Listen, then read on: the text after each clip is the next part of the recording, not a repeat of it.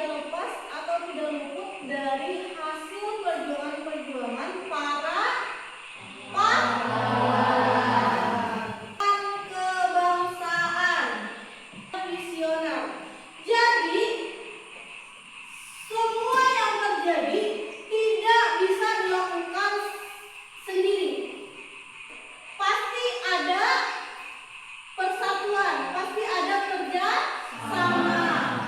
Pak Soekarno sama Bapak Muhammad Hatta aja mereka bersatu untuk kemerdekaan, ya kan?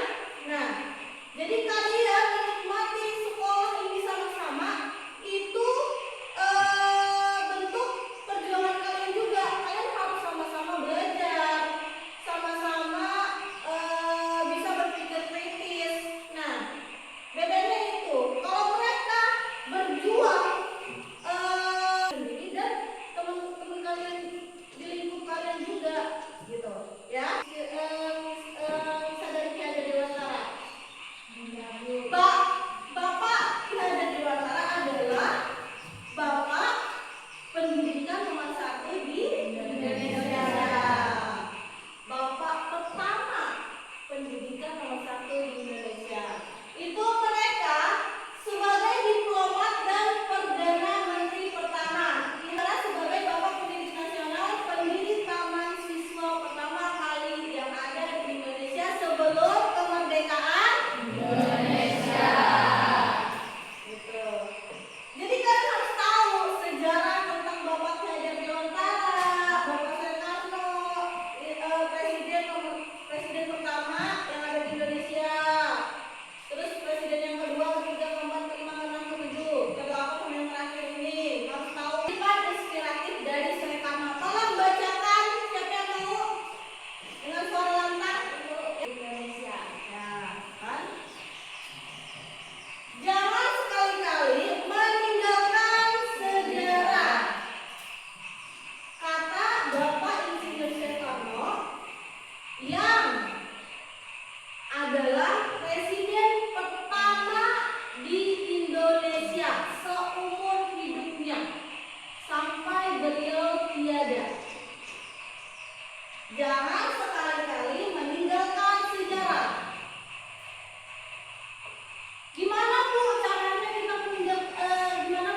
kita supaya tidak meninggalkan sejarah? Dengan kita tahu sejarah itu, dengan kita mempelajari sejarah itu, dengan kita menonton ulang sejarah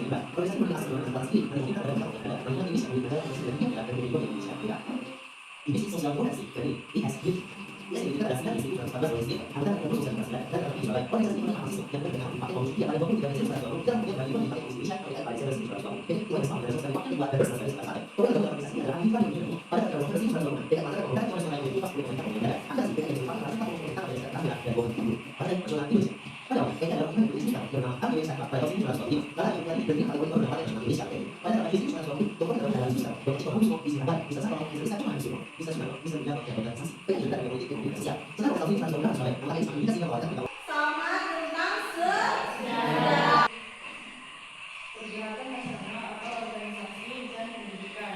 2. Mempunyai rasa persatuan, kesadaran sebagai satu bangsa mulai tumbuh terutama sejak peristiwa Sumpah Pemuda. Rakyat tidak lagi berjuang sendiri-sendiri untuk semangat satu bangsa, satu tanah air, satu bangsa. 3. Melemahnya penjajah. Penjajah seperti Belanda di Jepang melemah karena Perang Dunia Kedua, Jepang kalah dan menyerah kepada Sekutu. 4. Kesepakatan dimanfaatkan dengan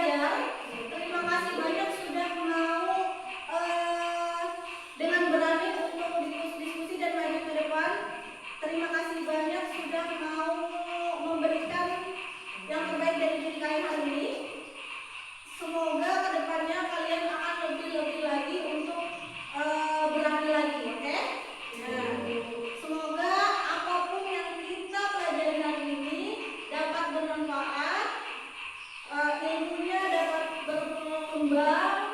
Tidak sampai sini saja, Ibu akhiri